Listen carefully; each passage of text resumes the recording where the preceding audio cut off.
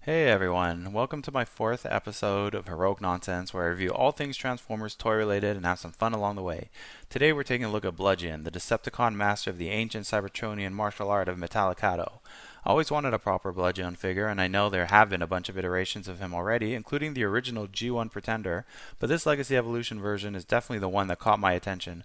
I've always liked Bludgeon as a character, all the way back from the G1 comic days with his samurai style aesthetic and skeleton-like face, but never felt there was a toy that captured that very cool essence. Well, I'm happy to say that this Bludgeon figure is really a great looking one that uses the Tarn mold nicely and allows for a lot of creative ways to display him, which I'll get into shortly. Let's start with a review of the figure itself. Starting with its box art, we have a very nice image of Bludgeon in his Cybertronian tank mode, barreling over some very metallic looking terrain, which I assume is Cybertron. The colors on this box art really pop, especially on the side where you have a nice full body and close-up image of the Master Warrior himself. Personally, I really dig the art on the boxes, so much so that we actually have a separate display of the boxes at home. Moving on to the figure itself, again, like the box, we can see nice vibrant colors mixed against some of the darker and grayer tones, making for a very nice overall contrast.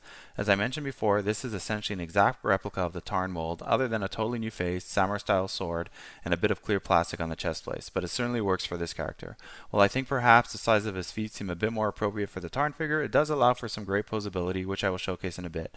Nice detail throughout, and I almost feel that they designed some of Tarn's elements in anticipation of using the same mold for a samurai martial arts style Transformers figure. My favorite part is definitely his face. You can see some nice detailing of his headdress and skeletal mask, which is very reminiscent of ancient human samurai warrior armor and reflects his original comic book version nicely. You can also see some excellent detailing behind his open mouth. Quick semi 360 view and onto his posability. What I really enjoy about this mold, and specifically for this figure, is how many different positions you can place Bludgeon in. When you have a Transformers figure that is meant to be a sleek and fluid martial artist like Bludgeon, then you absolutely want to be able to pose him in as many ways as your imagination will allow. As this is a toy and therefore somewhat static, it's amazing how many character emotions you can reflect just by changing his positioning. He can go from stoic to evil, from deadly to contemplative, to even honorable just by placing him in different poses. For those wanting a true martial arts style Transformer figure that they can display nicely in their collections, this is the bot for you. So I don't really have any of his previous iterations. I didn't buy any of the G1 Pretenders back in the day, so I unfortunately can't show you a comparison. However, I did buy the Power of the Prime's Quintus Prime with the Bludgeon decoy armor that I actually enjoyed way more than I thought I would. I really thought the idea of using a small Pretender shell for some of these G1 characters in this way was creative and a great modern take on the original toy, and actually made sense size-wise, if scaling matters to you. And using Bludgeon as his own weapon is definitely very Inception-like. Here I have placed Bludgeon next to his Tarn mold counterpart, and they actually look great together. Again, you can see how they are essentially the same figure, but feel like two distinct characters that even when placed next to each other feel unique. Now on to his tank mode. If you like Tarn's tank mode, you'll definitely get a kick out of Bludgeon's, as they are exactly the same in all ways. However, the colors really do look great here. For those of you who collected the 1/18 scale G.I. Joe figures back in the day, wondering if this also reminds you of the Cobra Paralyzer tank, leave a message in the comments if any of you know what I'm referring to or thought the same thing. You have some nice detailing throughout and some extra clear plastic parts on the front scoop to complement the plastic on the lasers and tie it all together. A couple of places you can place his sword, but I like to put it on the side as it seems to flow nicely there with the design of the tank. Before moving on to some of my display ideas, I'll show you a few quick images of Bludgeon with his Power of the Primes version that can attach to his tank mode in different spots, as well as some images of Tarn and Bludgeon next to each other in tank mode.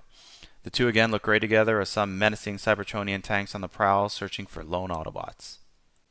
Check out my Tarn review, link below, for how to transform Bludgeon. Now on to some display ideas for your enjoyment. For some reason, the minute I saw Bludgeon, I thought of Decepticon Impactor from the Siege War for Cybertron 3-pack that came with Power Dasher Aragon and Hologram Mirage. I think these two bots look great next to each other, and I could even see them teaming up on occasion hunting down Autobots. Not really sure why, but it just works for me. Maybe it's also the idea of a gladiator looking robot and samurai teaming up like that. What do you guys think? Comment below if you agree. For fans of the IDW run of Transformers, I thought it would be cool to display Bludgeon next to the other Decepticon sword-carrying warrior Cyclonus from the Kingdom line. In the comic, the creators gave Cyclonus a very samurai-style aesthetic and personality, so far as even giving him a katana-type sword and samurai headdress. I had to switch up the swords here because I actually didn't have a proper sword that could fit into Cyclonus' hand, so I ended up using Bludgeon's and gave Bludgeon Rodimus' Prime sword. Don't ask. Eventually I'll find a nice one for Cyclonus. A quick nice display idea if you have some of the blast effects from the toys is placing it on a fallen Autobot's chest and sticking Bludgeon's sword into it. It creates a really nice image. Finally, I put together an action display of Bludgeon chasing down Jazz, as I recall there was some type of Jazz storyline with Bludgeon in the G1 comic books, and also believe that Jazz is versed in the Metallicato art in the Transformers animated series. Regardless, it's a fun little setup. Well, that's it for me and Bludgeon today. Hope you enjoyed the review and build ideas.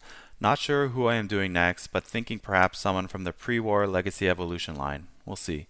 If you enjoyed this video of the Dangerous Master of Metallicato, Bludgeon, and want to see more reviews like this, I would really appreciate you clicking that subscribe button and liking my videos. Comments would also be great, as I enjoy hearing about other people's collections and ideas. Thanks for sticking around, and remember, it's all such heroic nonsense in the end. Transform!